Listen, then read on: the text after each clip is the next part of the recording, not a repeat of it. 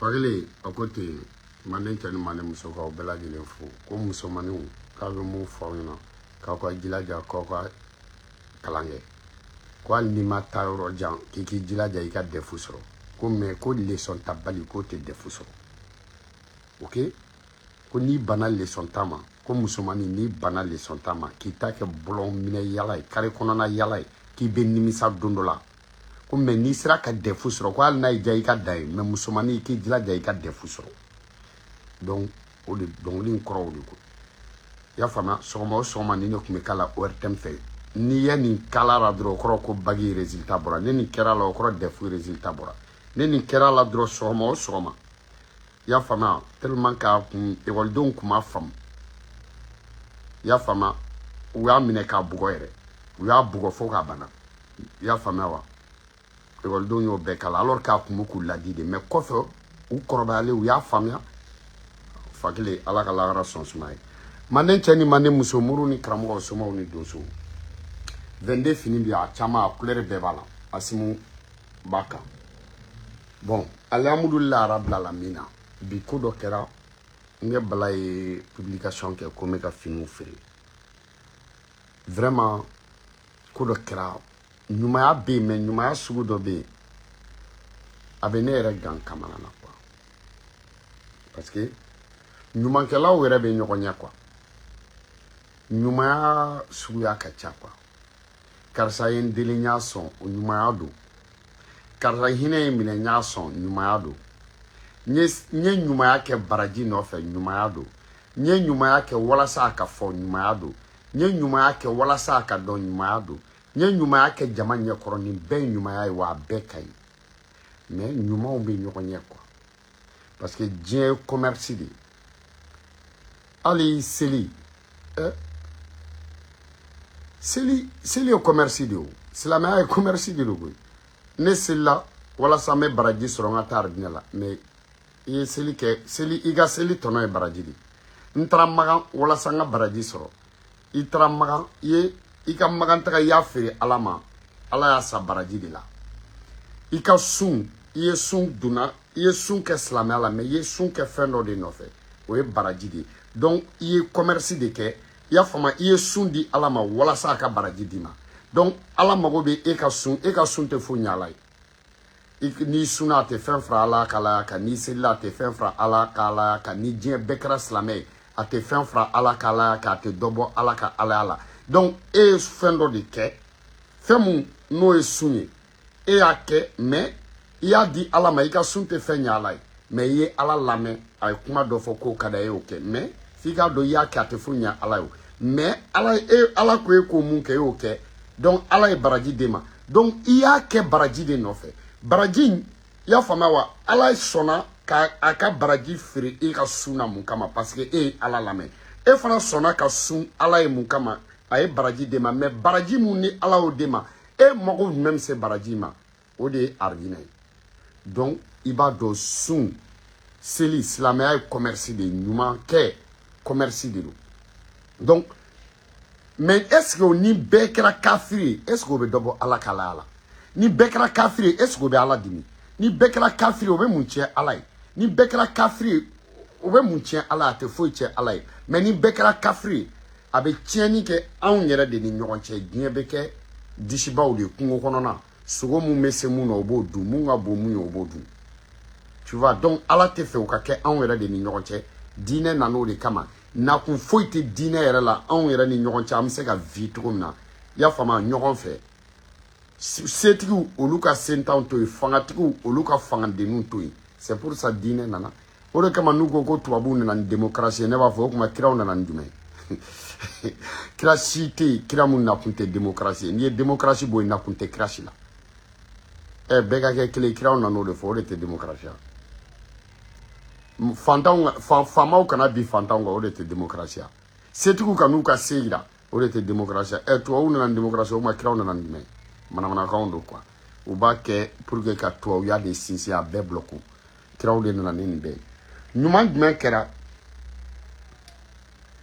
dɔ ye ɲumanya kɛ wa maliyɛn tɛ koyi burukina bɛ dɔ wa mun digira n na ko ne kana ale tɔgɔ fɔ mais burukina bɛ yen burukina bɛ de don burukina bɛ ye burukina bɛ de n'i ye burukina bɛ faga burukina bɛ ye burukina bɛ ni burukina bɛ taara États-Unis burukina bɛ ye burukina bɛ de bilayi hali n'a taara Europe burukina bɛ ye burukina bɛ n'i kɛra farafinna fɛ ka tɛmɛ burukina bɛ kan i bɛ sa walahi ne bala ko ten o mɔgɔ si tɛ yen k'i bɛ kɛ farafinna fɛ ka burukina bɛ bɔ o tɛ se ka kɛ o burukina bɛ ye mun kɛ fɔlɔ ko mali vidéokɛlaw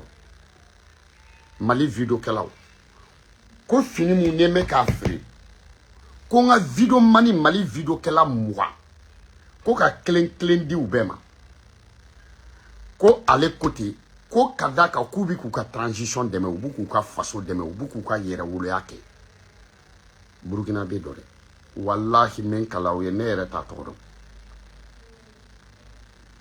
bon ni i ye hakili ta i b'a fɔ mais ni burukina bɛ ɲɛ nin kɛ mun de kama mali de ka d'a ye i b'o de fɔ non Asimu de bɛ ka baara kɛ i b'o de fɔ non a y'a kɛ mun kama parce que ale ka jate la dɔw de bɛ ka transition dɛmɛ hali n'a sɔrɔ transition ɲɛ t'u la hali ni transition tɛ k'u tɔgɔ fɔ dɔw de bɛ ka baaraba kɛ maintenant olu minnu ni olu bɛ jamana fɛ olu de bɛ se k'o mɔgɔw dɛmɛ burukina bɛ kɛ a ye fini de don an na vidéokɛla bɛɛ vidéokɛla 20 o tɛ mɔgɔ den ye o tɛ vidéokɛla den ye dɛ donc vidéokɛla 20 fini ala ka sutura d'i ma ala ka barika d'u la ala ka jamana ala ka barika d'u la ne y'o fɔ aw ɲɛna Thomas Sankara filɛ nin i b'a ka discours ta i k'a lamɛn Thomas Sankara tile kelen n'a bɛ kuma a t'a fɔ burukina Thomas Sankara bɛ mali fɔ a ka kuma bɛɛ kuma o kuma n'a y'a fɔ a b'a fɔ ko mali a y'a kɛ to ɲɛna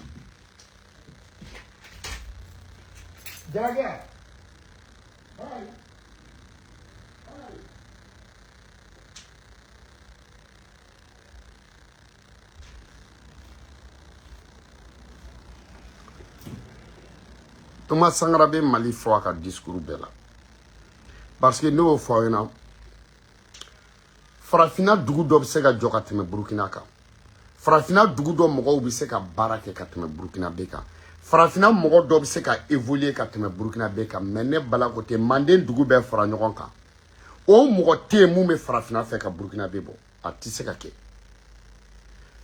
o mɔgɔ tɛ yen mun bɛ se ka kɛ Afrique fɛ ka burukina bɛ bɔ o mɔgɔ tɛ yen mun bɛ se ka kɛ c'est-à-dire africain ka africain kanu ka burukina bɛ bɔ ka farafinya kanu ka burukina bɛ bɔ ka manden kanu ka burukina bɛ bɔ ka Guinée kanu ka burukina bɛ bɔ ka Côte d'Ivoire kanu ka tɛmɛ burukina bɛ kan a mɔgɔ tɛ yen k'i bɛ se ka mali kanu a jamana tɛ yen k'i bɛ se ka Sénégal kanu burukina bɛ tɛ différence dɔn farafinw ni ɲɔgɔn cɛ walahi n'i ko i mago bɛ cɛmani tana k'u da k'u kantigɛ i y'a fɔ Burukina saraka bɔ la Burukina ko walasa Burukina ka kunkɔrɔta cɛ 10 i t'a sɔrɔ Burukina n'i ko k'i mago bɛ cɛ 10 na k'u da k'u kantigɛ Farafina ka taɲɛ n'i ko Burukina ka taɲɛ i tɛ cɛmani 10 sɔrɔ i bɛ mun kantigɛ Burukina ka tagaɲɛ la mais n'i ko ka Afrique saraka ko cɛmani 10 i bɛ Burukina bɛ 100 sɔrɔ mun min da i k'u kantigɛ Afrique avancée la parce que Burukina bɛ tɛ Burukina dɔn Burukina bɛ Afrique de dɔn o de kama Thomas Sankara ta mɔgɔw ɲɛna ko wɛrɛ don a b'u jeli de la parce que Farafina f'aw ka dɔn Burukina yɛrɛ sigira cogo min na Farafina minnu ko an tɛ tubabu fɛ an tɛ arabu fɛ an tɛ chinois fɛ an tɛ japonais fɛ an mago tɛ mɔgɔ ka religion na an mago tɛ mɔgɔ ka diinɛ la an mago bɛ an ka farafinya de la an mago bɛ an ka mandenkadenya de la an mago bɛ an faw taabolo de la an mago bɛ an baw taabolo de la an mago bɛ an faw kɛwale de la an mago bɛ an baw danbe kɔrɔ in an b'o mun fɛ an mago b'o de la f'u k'a dɔn ko mɔgɔw de taara sigi Burukina billahi me ka Burukina histoire mun fɔ galon t'a la Manden dugukolo laban ye Burukina n'i bɔra Burukina dɔrɔn i bɛ bɔ Manden ne bala ko ten Manden dugu laban jamana laban Burukina de don mais u y'u mabɔ dɔɔni dɔɔni kɛlɛ b'u kɔ y'a fɔ tubabuw ka kɛlɛ b'u kɔ diinɛ kɛlɛ b'u kɔ diɲɛ fan bɛɛ fɛ n'u nana Mandenka minnu sɔnna ka don diinɛ la olu bɛ to yen minnu sɔnna tubabuya ma olu bɛ to yen minnu ko anw b'an ka halalaya in de fɛ hali n'anw ye kafiri Ala y'an da lahara tɛ mun bɛ k'anw na o ka kan na mais a y'anw to tan olu minnu ko k'u tɛ kɔrɔlen bila olu de farala ɲɔgɔn kan Manden yɔrɔw la y'a faamu u y'u attaquer yɔrɔ minnu na ni civilisation tubabuw ka civilisation ni diinɛ ye olu minnu ko k'u t'u ka kɔrɔlen bila olu de bɛ avancer u b'u n'u nɔfɛ u bɛ avancer u b'u n'u nɔfɛ y'a faamu Côte d'Ivoire bolo kan u b'u n'u nɔfɛ Sikaso bolo kan u bɛ n'u nɔfɛ y'a faamu wa Manden kɔrɔ n'a tilebi Kaɲaka ni Bayanfa u y'u koron k'u koron dɔw bɛ sɔn dɔw tɛ dɔn minnu ma sɔn olu de taara fara ɲɔgɔn kan ka taa se Burukina ko yan y'an fa jamana ye n'an bɔra yan o y'an bɔlen Manden dugu kan boli ye tiɲɛ mɛ n tɛ n kɔfilɛ o ye fugariya ye boli ye tiɲɛ mɛ k'i fa jamana bila k'o ye fugariya ye ko yan kɔni y'an ka jamana laban ye yan an bɛ sa yan sa anw tɛ yan bila an bɛ sa n'an ka farafinya ye yan an bɛ sa n'an ka danbe ye yan an bɛ sa n'an ka hɔrɔnya ye yan an bɛ sa n'an faw taabolo ye an bɛ sa n'an baw taabolo ye anw kɔni tɛ bɔ Manden jamana Manden dugukolo kan mɔgɔ ye u danna ye o de kama n'i ye Manden siya o siya ta siya bɛɛ a cɛfarinw a halalaw a yɛrɛwolow olu de taara fara ɲɔgɔn kan ni Manden danbe ye n'a kɛwale ye Burukina o de kama i bɛ Manden dugu bɛɛ ta Manden culture vrai n'i b'a ɲini i bɛ taa Burukina Manden kɔrɔlen n'i b'a ɲini i bɛ taa Burukina Manden sojɔ tɔgɔ kɔrɔ i bɛ taa Burukina Manden finidon tɔgɔ kɔrɔ i bɛ taa Burukina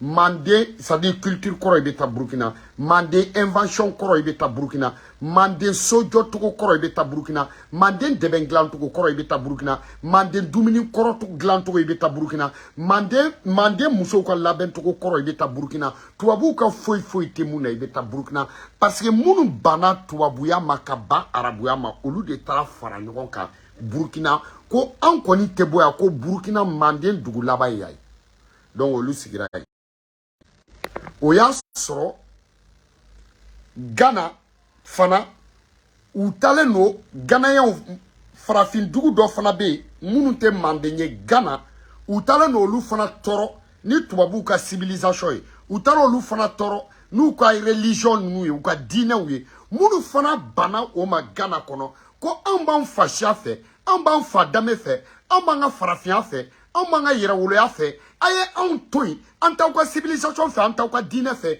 anw ye Ganayaw de ye farafinw anw bi sa ten n'o ye anw b'o fɛ u ye olu fana koro Gana fan bɛɛ fɛ olu fana seginna ka segin u b'olu kɔ olu ko k'an t'an ka kɔrɔlen bila o y'a sɔrɔ Manden fana mɔgɔ minnu bi ka na olu fana nana k'an t'an ka kɔrɔlen bila olu nana se Manden kɔrɔ dugu laban na olu danna yen minnu fana n'u tun b'olu kɔ Gana n'olu fana ko k'olu t'u ka kɔrɔlen bila olu fana nana tilebi fɛ o ni Manden kɔrɔ mɔgɔw nana sigi yɔrɔ kelen anw de taabolo ye kelen kɛlɛ min bɛ an kɔ a bɛɛ ye kɛlɛ sugu kelen An bɛɛ ka kɛlɛ kun ye kɛlɛ kun kelen an tɛ mɔgɔ ka diinɛ fɛ an tɛ mɔgɔ ka tubabuya fɛ an m'an yɛrɛ fɛ donc Ghanaiens minnu bɔra Ghana fan fɛ ani minnu bɔra Manden fan fɛ olu de nana bɛn k'u sigi parce que u bɛɛ ka kɛlɛ kun ye kelen u bɛɛ b'u ka kɔrɔlen n'u ka halalaya fɛ olu de sigira Burkina o de kɛra Burkina mɔsiw ye donc ani Manden ka labanw Burkina sigicogo filɛ nin mɔsiw ani bɔbɔw olu de Burkina sigi ani manikaw siya dɔ bɛ Burkina u b'a fɔ a ma ko warani siya kɔrɔba Manden siya kɔrɔba don a bɛ Burkina fo wo cɛ kɔnɔ a siyaw bɛ wele ko waraniw warani ninnu i y'o faamuya olu ye manikaw de ye dɛ manikaw de don waraw u bɛ wele cogo di parce que n'u y'i faga dɔrɔn u b'i disi bɔ k'i biɲɛ bɔ k'a da i disi kan n'u y'i faga dɔrɔn u b'i disi ci k'i biɲɛ sama ka bɔ k'a da i disi kan i y'a fɔ ko warani olu bɛ Burkina ok donc bɔbɔw olu bɛ Burkina mɔsiw olu bɛ Burkina donc ni siyaw de ye ɲɔgɔn sɔrɔ Burkina o de kama cɛfarinya da ye Burkina bɛɛ ta ye parce que u bɔra siya minnu na olu de don danbe da ye Burkina bɛɛ ta ye parce que danbetigiw de sigira Burkina farafinya fɛ o mɔgɔw de taara Burkina an bɛ farafinya fɛ o siya tɛ mun bɛ farafinya fɛ ka Burkina bɛɛ bɔ a tɛ yen a dugu tɛ yen bilahi a dugu tɛ yen minnu bɛ farafinya fɛ ka Burkina bɛɛ bɔ a tɛ yen minnu bɛ Mandenkadenya fɛ ka Burkina bɛɛ bɔ a tɛ yen mun bɛ sɔn ka sa farafinna ka Burkina bɛɛ bɔ a tɛ yen bilahi talahi a tɛ yen wa n bɛ kuma dɔ fɛ ala ma siya si da Manden siya mun ka farin ka mɔsi bɔ ne bala ko ta tɛ yen bilahi a siya tɛ yen ko i ka farin ka mɔsi bɔ a tɛ yen k'i ni ka gɛlɛ ka mɔsi bɔ a tɛ yen k'i bɛ sɔn ko est-ce que mɔsi ne bala ko ta tɛ yen bilahi talahi ni dari yɛrɛ la ni mɔsiden ye ɲɔgɔn sɔrɔ kungo kɔnɔ kɛlɛ la i bɛ sɔrɔ ka da la i bɛ mɔsi bilahi i bɛ mɔsi de nugu bɔ mɔsi b'a nugu minɛ ka tila ka t'i kama i bɛ mɔsi biɲɛ bɔ bilahi mɔsi de b'a biɲɛ ta a tɛgɛ la ka tila ka t'i kama mɔsi i bɛ mɔsi de kun ci bilahi mɔsi de kun cilen yan'a ni ka bin a bɛ t'i nɔfɛ mɔsi ne bala ko ten ne bala ko ten donc olu halala minnu yɛrɛwolo minnu hɔrɔn minnu taara ɲɔgɔn sɔrɔ Burkina o de ye Burkina kɛta i b'o jateminɛ civilisation tubabuw ka civilisation ala ka na mais i bɛ don Burkina i t'a ye 21e siècle Burkina de i b'a dɔn 21e siècle i bɛ don Burkina de a bɛ k'i na k'i bɛ kɔrɔlen na n'i donna Burkina a sojɔ togo n'i donna Burkina a finidon togo n'i donna Burkina a hɔrɔnya kɛ togo n'i donna Burkina i hakili bɛ jigin n'i donna Burkina i hakili bɛ jigin da farafinya kɔrɔlen minnu fɛ ni Burkina i b'a sɔrɔ yen voilà Burkina donc Burkina bɛ dɔ de ko fini mugan ko k'a di Mali video kɛlaw ma ko k'u encourager a y'a kɛ mun kama c'est pour que différence dɔn Mali ni Burkina cɛ olu tɛ différence dɔn Afrique jamanaw ni ɲɔgɔn cɛ olu tɛ différence dɔn quoi ko ka Mali video kɛlaw ko k'u encourager Manden kɛlɛ la k'u encourager Guinée ko Burkina video kɛlaw k'u k'a lajɛ ko Maliens wulila cogo min na alhamdulillah rabbil alamin Burkina masakɛ nana Mali la ne contana dɔw ko non k'a siranna de dɛ Damiba siranna Damiba kɛbɛ Damiba kɔ mais an kun ka laɲini ye mun ye Damiba ani Asimu ka gɛrɛ ɲɔgɔn na n'olu gɛrɛla ɲɔgɔn na an bɛ taa mun de inventer tuguni Burkina bɛɛ ka souhait ye jumɛn yanni Damiba ka na kɛlɛ kun ye jumɛn ye Asimu kɛlen don ka décision mun ta Burkina président ka ɲɔgɔn ta Burkina bɛɛ ka partenaire caya an bɛɛ kun hakilina Damiba an kun bɛ k'a saboter o de kama an kun b'a kɔrɔfɔ o de kama ne yɛrɛ ma video k'a kan yɛrɛ parce que ne b'a dɔn jun da ye jun kɔrɔla ye maintenant mun kɛ bilen ni Damiba sɔnn'o ma an bɛ mun kɛ an bɛ tɛgɛrɛ de fɔ a ye ni Damiba ni Asimu ye ɲɔgɔn bolo minɛ o de ye bɛɛ ka souhait ni Damiba ni Asimu jara o de ye bɛɛ ka souhait Burkina premier ministre bɔra k'a ka discours kɛ ne ko alhamdulilayi rabbil alamin premier ministre tɛ se ka discours si kalan ni président ma bɔ a kalama donc Damiba ni Burkinabɛw bɛ mun fɛ n'a sɔnn'o ma ala ka fanga jidi Burkina de ye Burkina ye Burkina ne bala ko tɛ Burkina tɛ bi fo ka diɲɛ wuli Burkina tɛ bi fo ka diɲɛ wuli ala ye jamana dɔ da Malien den farafina n'i ye jamanaw ta Malien den ye baarakɛla ye malien de dusutare parce que kogite mali la mali milliardaire tiara ni dugu to tay kogite malla yo fa malien be ku ka barake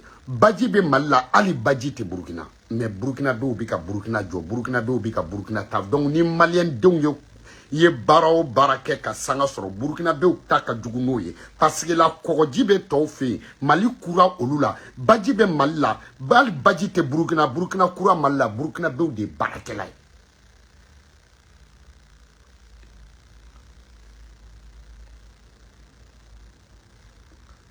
Cheikh Al-Kabir est mogoto, tu parles trop parce que tu m'écoutes trop. Ni mataka bo mbi bafli sans fait ba jigintomba. Cheikh Al-Kabir, tu dis, tu parles trop. Tu parles beaucoup parce que tu m'écoutes beaucoup, sinon tu ne peux pas savoir que je parle beaucoup. Ce que tu dis, si tu le répètes encore, je jette ta mère en haut avant qu'elle descende, je le fais. Sarakadi Al-Kabir. Ni mataka bono biba abibun iba ababan iba abibun ifa ababon iba abibun ifa ababon ire abibun ababon. Cheikh Al-Kabir, merci.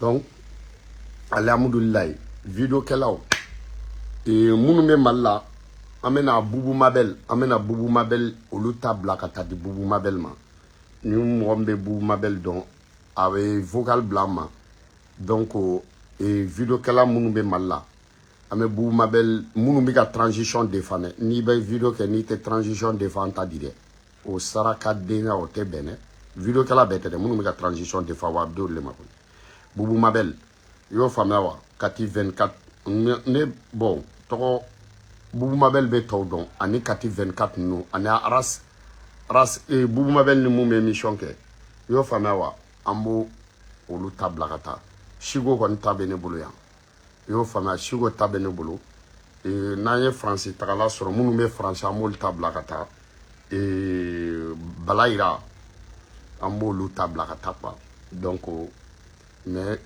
Burkina be akoka toko kana fo ko Mali vidéo kala muka ko fini kelengelen du bema 22 fini bon sordasou fana ko anga 22 fete ka be fete Kidal ko wa ko ka kuma kelen fo ko rebelu parce que rebel ni jadi c'était kelen munu me Kidal rebelu ko ka funya na kate dugula ko zone 3 frontières ko nan klalu la ko yera be marfa bla wirama zone 3 frontières ko nous claro problème na munu be Kidal ko lu yera be marfa bla nous ma bla kubu batar sauter un point de trait.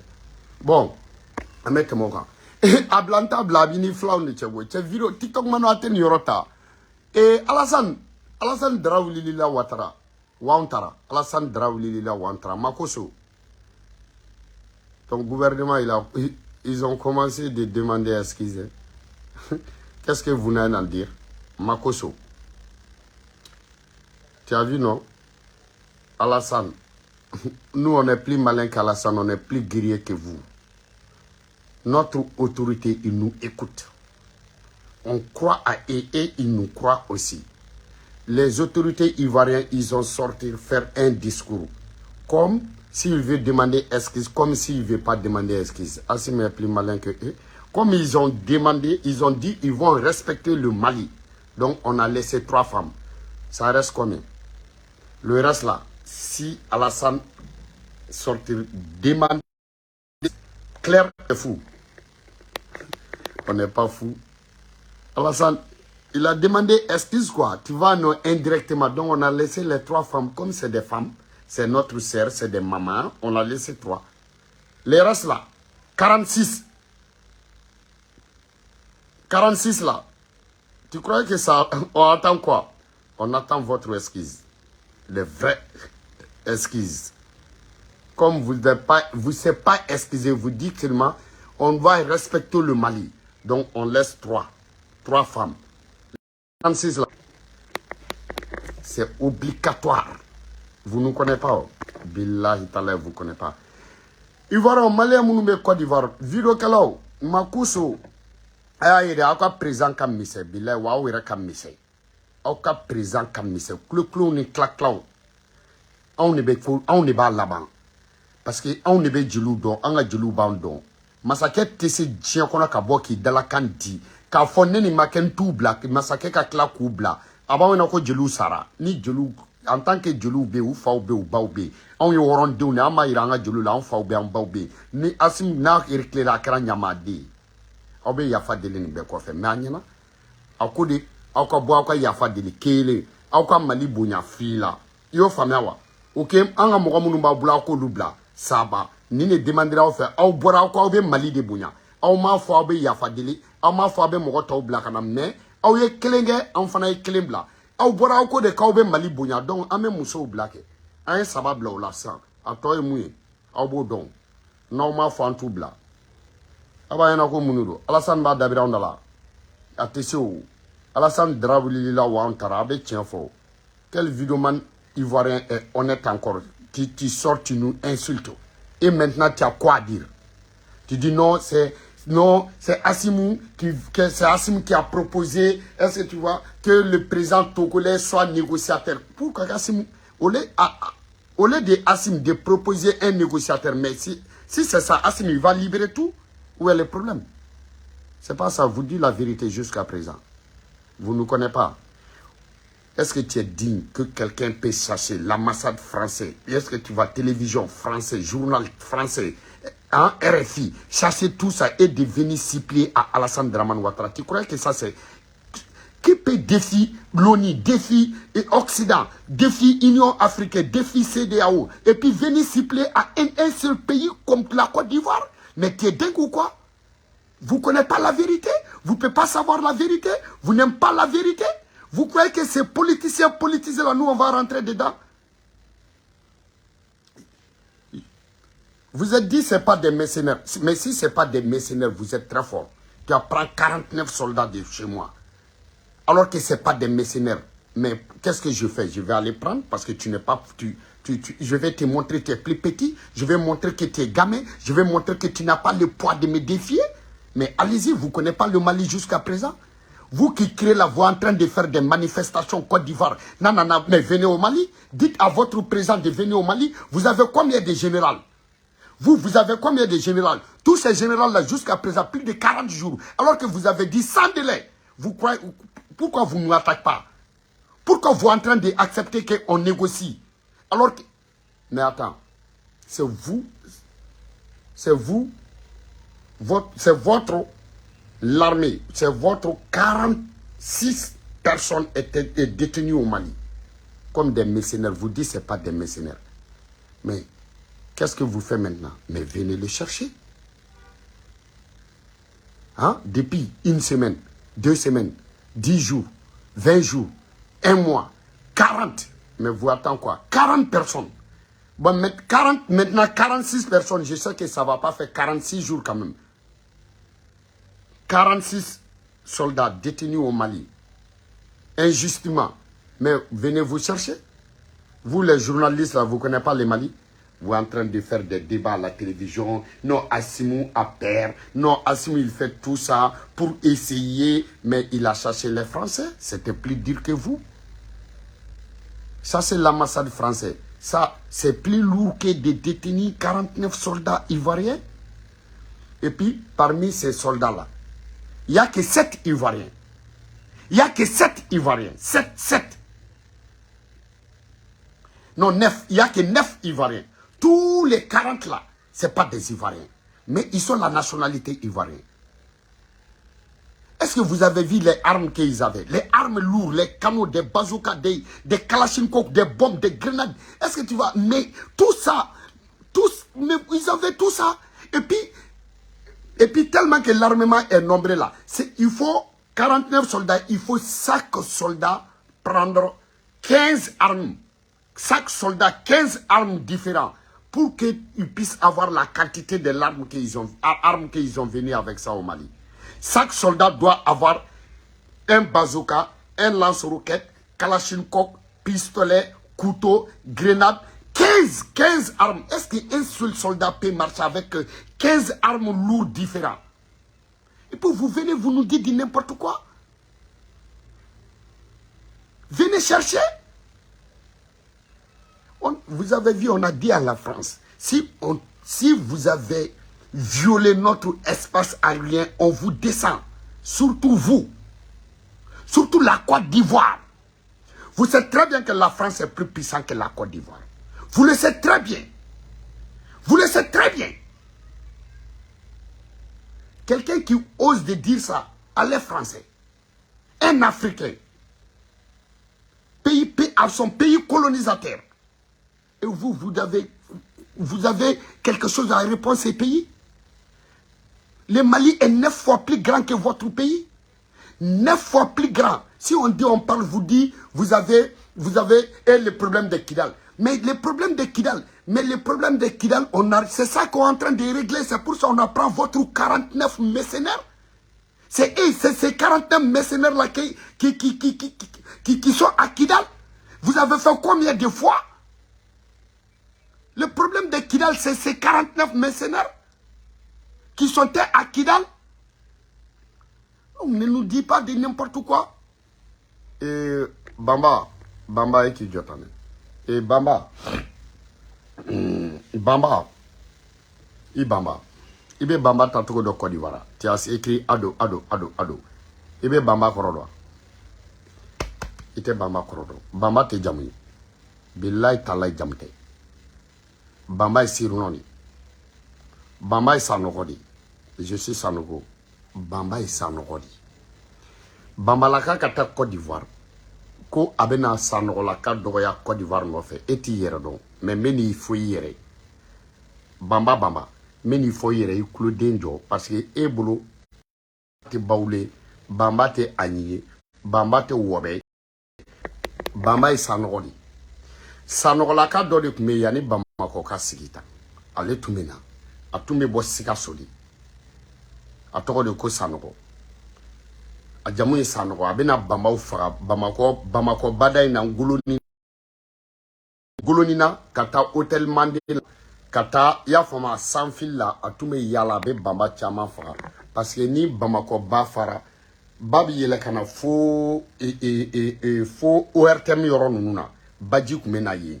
Ya fanga hôtel de l'amitié nous ORTM yoro fo kabru dom donc Bamaw be yele ni ji fanga dogara ji be taka bo Bamaw koro Bamaw yere kelen be kayno donc o yoro ine kume wele ko Bamba koni parce que ni ji tara ni ba tara ka boy koro ba be taka sira fe maintenant ji bliman bay me to abeto ko o yoro ine wele ko Bamba koni Bamba chama me ka kola quoi donc ale Bamba Sanogo atume bo siga sokana na nana bozo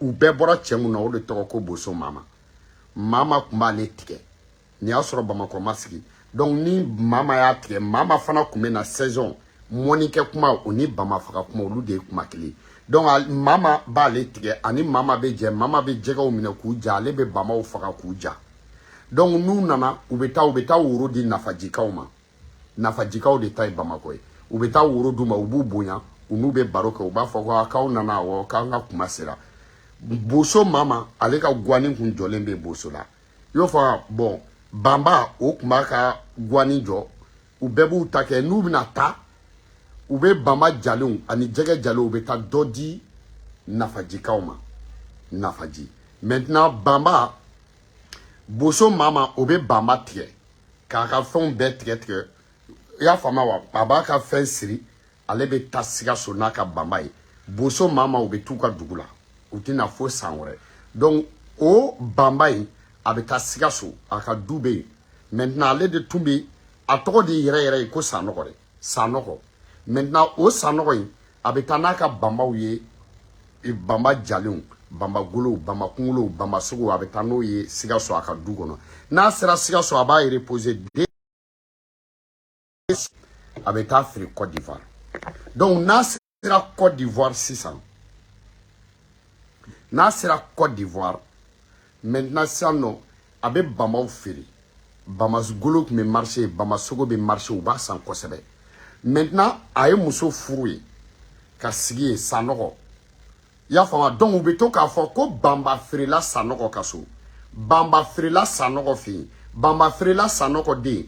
Bamba Firi la Sanogo de. Ou nana Sanogo boala Bamba lakaw fe bamba sogo be fere munu fe bamba golo be fere munu fe bamba lakaw fe bamba jamu soro togo fle jamu foite bamba lakaw ko fe ni bamba lakaw aw be tanu ko bamba sanoko Traoré Dukara parce que yana ka ke bamba aw bora sanoko lakaw la ka ke bamba ye bamba laka o bora sanoko laka la sanoko laka o bora Traoré laka la o Traoré lakaw Dukara n'i y'a mɛn sanɔgɔ dɔrɔn sanɔgɔ bɛɛ bɔra maraka dɔw la maraka minnu bɛ wele ko Dukara o de kama sanɔgɔlakaw bɛ tanu ko bambalakaw bamba sanɔgɔ Dukara ya o de kama u bɛ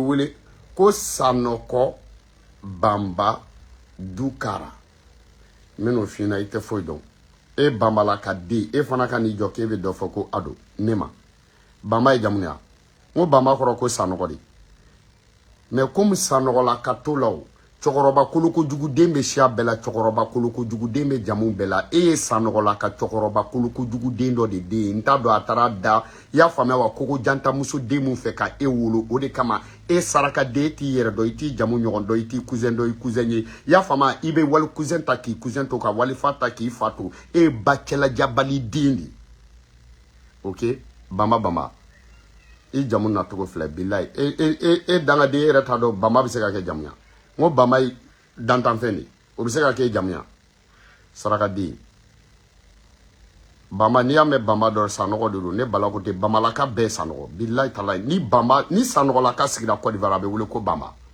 e kun b'o dɔn wa sanɔgɔlaka donso de kun don dɛ sanɔgɔ bamba fagala sanɔgɔ bamba fagala dɔrɔn bamba fagala yaro ite ndo yaro bon mo fi ɲɛna n'i y'a mɛn sanɔgɔ bambalaka ka bɛɛ jamu ye sanɔgɔ bilayi talayi bambalaka bɛɛ jamu ye sanɔgɔ wa sanɔgɔ n'i y'a mɛn sanɔgɔ fana Traoré de don o de kama Traoré ni jamu ye sinankunma ye sanɔgɔlakaw n'o ye sinankunma ye yɔrɔ i t'o dɔn mais sanɔgɔlakaw ni jamu dɔ ye sinankunma ye Traorélakaw n'o tɛ sinankunma ye garankɛw i y'o faamuya wa